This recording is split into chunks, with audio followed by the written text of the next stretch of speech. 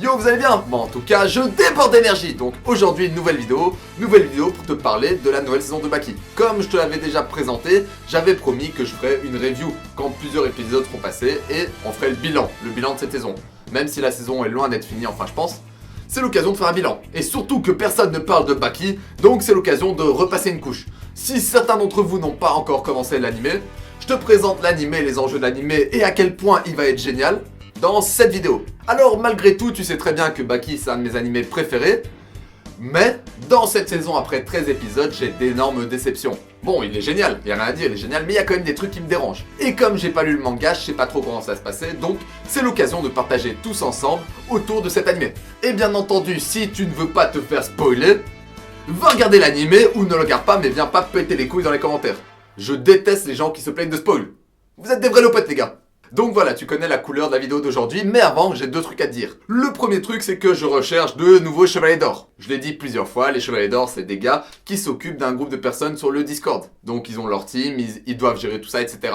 Et je compte sur des gars qui ont de l'expérience sportive. Donc si t'es chaud de postuler, si t'es chaud d'aider plusieurs personnes dans leur sport, dans le sport que tu maîtrises, postule sur le mail modo-manga-workout@gmail.com.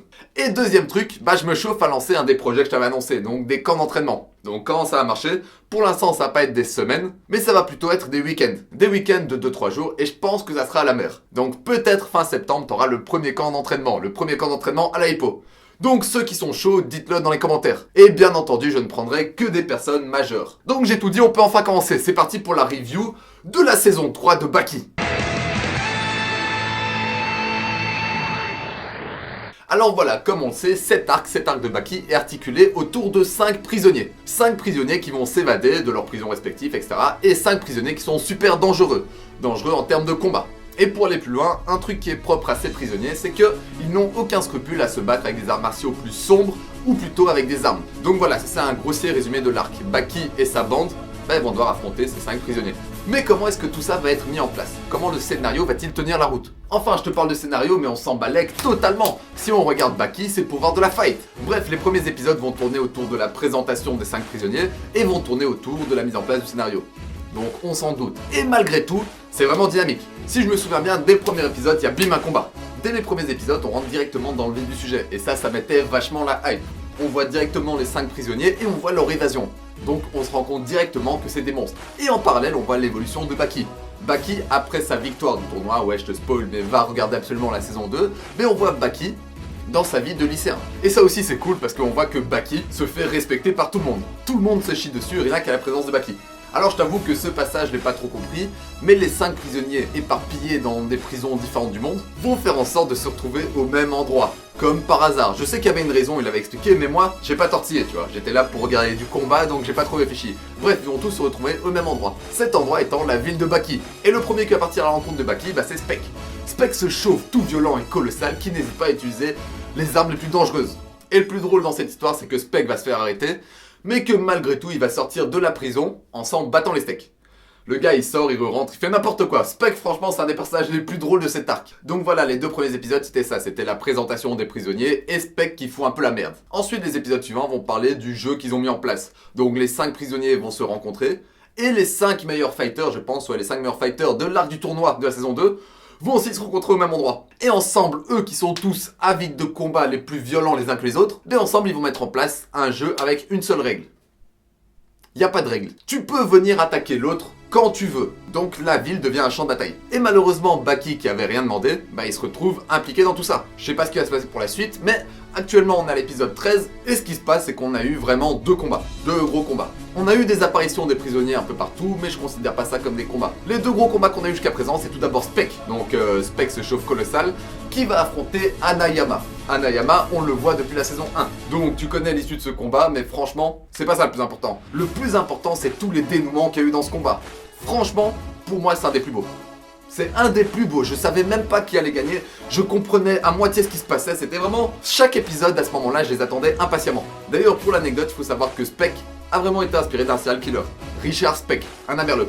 Bref, ce combat en termes de dénouement et d'animation surtout, parce que l'animation était vraiment lourde à ce moment-là. Là, je remercie Netflix d'avoir mis une animation aussi lourde sur ces combats. Et j'insiste bien sur l'animation de ce combat, parce que par la suite, il y a un truc qui va arriver, qui va me déranger, mais à tout point. Je pense que tout le monde est d'accord avec moi. Surtout pour Dorian qui montait la barre encore plus haut, en termes de dénouement, de combat, de scénario, enfin bref, normalement ça aurait été censé être les plus beaux combats, ceux de Dorian. Je sais pas pourquoi ils se sont mis à mixer de la 3D, mais de la 3D vraiment dégueulasse, à de la 2D. Alors tu sais, les combats qui sont censés être dynamiques, qui sont censés exploser, t'es censé voir les coups qui font mal, sont ralentis par une 3D dégueulasse. Alors je sais pas si tout le monde est d'accord avec moi, mais moi à chaque fois elle me dérangeait. Parce que tu sais, s'ils ont mis de la 3D, c'est très certainement pour gagner du temps et du dessin. Et peut-être que ça aurait dû y avoir un effet stylé, genre on voit le coup au ralenti, etc. Mais l'impression que ça me donne, c'est t'as un coup super dynamique qui arrive en 2D, donc il est bien dessiné, etc. Et puis tu vois le personnage en 3D dégueulasse qui tombe. Ça m'a fait penser à l'opening de la saison 2 là de Baki. Alors les gars, je vois vraiment pas l'intérêt. Là, vous gâchez un des meilleurs combats. Un des meilleurs personnages. Dorian, franchement, il cartonne. Vous le gâchez à chaque fois avec cette 3D. C'est pour ça que j'ai vraiment eu du mal sur son combat. Malgré tout, le personnage de Dorian est juste super lourd. En plus, il a une histoire, il a un passé. C'est d'ailleurs une des légendes du Kempo chinois. Bref, lui aussi, son combat, ou plutôt ses combats, étaient assez lourds. Mais c'était juste gâché par cette 3D dégueulasse. Donc tu le sais, ce gars va se battre majoritairement avec Doppo. Doppo, un autre chauve charismatique, mais vraiment charismatique, qui est un maître de karaté. Donc c'est pas intéressant de donner l'issue de ce combat si tu n'as pas vu, ou si tu l'as vu, on s'en bat les steaks. Mais ça aussi, ça va donner lieu à des combats juste épiques, et de la violence juste magnifique. On s'attend à tout sauf à ça. Par exemple, là je te spoil sans pression, mais on voit bien un moment Doppo qui perd sa main, dans la rue. Parce que ouais, cette fois on est dans le fight, mais à un niveau supérieur, avec le vrai risque de perdre sa vie, de perdre des membres, de mourir. Alors voilà, ce qu'on peut retenir de ces 13 premiers épisodes, c'est tout d'abord la présentation des 5 prisonniers. Donc 5 personnages vraiment super intéressants, tous, il n'y en a aucun que j'aime pas particulièrement, ils me paraissent tous intéressants. Et ensuite le combat de Spec contre Hanayama, et tout ce qui tourne autour, et le combat de Dorian contre Doppo, et tout ce qui tourne autour aussi. Donc pour l'instant, en termes d'histoire, en termes de scénario, c'est du lourd. J'ai vraiment pas été déçu. Je savais que la barre serait très haute, surtout pour du Baki. Donc en manga, ça doit être quelque chose de très lourd à voir. Alors comme je l'ai dit, mon principal dérangement, c'est cette putain de 3D qui apparaît à des moments juste improbables. Et deuxième truc qui me dérange, c'est le dessin. C'est le dessin des personnages, le chara design. Alors pour Baki, ça marche assez bien. Pour Spec, pour les personnages assez stock, ça marche assez bien. Mais il y a des personnages à qui je trouve ils ont totalement merdé. Un de mes personnages préférés, tu le sais, c'est Yujiro Hanma. Et ben je trouve qu'ils l'ont charcuté. Je trouve qu'ils l'ont rendu dégueulasse. Je sais pas si vous êtes d'accord avec moi, mais regardez-moi cette tête. Pour moi, c'est pas Yujiro Hanma. On dirait juste un gars un peu obèse, un peu joufflu, c'est tout dégueulasse, même s'il est musclé. Son visage, je l'ai trouvé dégueulasse. Soit dans le manga, alors je sais qu'ils ont essayé de reproduire le manga, mais dans le manga ça passe, mais dans l'anime ça passe pas du tout. Ils ont juste fait de Yujiro un gars joufflu. Yujiro le joufflu. Ça va pas les gars, ça va pas. Donc corrigez-moi cette merde, mais Yujiro il faut qu'il soit plus stylé. Ça c'est inévitable. Ah ouais, deuxième chose. Il y a un truc qui me pète vraiment les couilles. C'est cette histoire qu'a Baki avec cette meuf. Et ça traîne, mais de dingue. Ils auraient pu nous mettre ça quelques secondes, quelques minutes. Mais non, parfois ça prend jusqu'à la moitié de l'épisode. J'en ai marre de cette mégère. La vérité, elle me casse les couilles. Nous, on veut juste voir Baki se battre. Et on voit Baki flirter avec cette gamine. Alors, c'est l'histoire. Ok, bref, on montre que Baki est devenu plus gentil, plus attentionné, etc. Ok, mais faites pas autant entraîner le truc, punaise. Là, on dirait vraiment que ça meuble et ça me dérange. Ça me dérange. Et donc, pour revenir à ce sujet, revenir à cette fille, je connais pas son nom et je m'y intéresse vraiment pas. Pour revenir à elle, je trouve qu'elle a été dessinée de façon dégueulasse. Elle a un visage d'homme. Tu sais, dans la saison 2, elle était pas comme ça, elle était plus ou moins jolie. Mais là, ils l'ont charcuté. On dirait que Baki est en train de flirter avec un autre gars. Alors commencez pas à me péter les couilles avec homophobe, je sais pas quoi. Mais là, c'est pas l'histoire. C'est pas l'histoire et cette meuf est juste dégueulasse. Et dans le dernier épisode, on la voit, tu sais, en mode...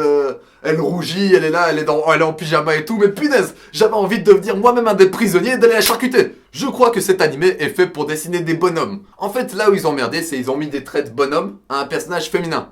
Et donc, ça donne ça. Bref, ce personnage est super mal dessiné, il est super moche. Voilà, on dit les mots clairement, ce personnage est super moche. On n'est pas là pour parler de beauté. Mais quand même les gars, c'est le seul personnage féminin qui intervient dans Baki, faites en sorte de ne pas en faire un bonhomme. Faites en sorte de ne pas en faire un transsexuel qui sort du Brésil ou de la Thaïlande, faites en sorte d'en faire une meuf, une femme. Je m'emporte, mais bon. C'est tout ce que j'avais à dire, j'en avais marre de l'avoir. Et pour finir sur une bonne touche, on va parler du train de Baki. Donc Baki, pendant les premiers épisodes, il est assez calme, le gars il s'en balèque, il fait sa vie d'étudiant, etc. Mais petit à petit, il commence à se vénérer et on commence à voir l'ancien Baki. Et moi, c'est ça que je veux voir. Surtout quand tu sais les entraînements qu'il a fait, les combats qu'il a fait. Quand tu connais son passé, t'as envie de voir Baki vénère. D'ailleurs, cette saison manque un peu d'entraînement selon moi.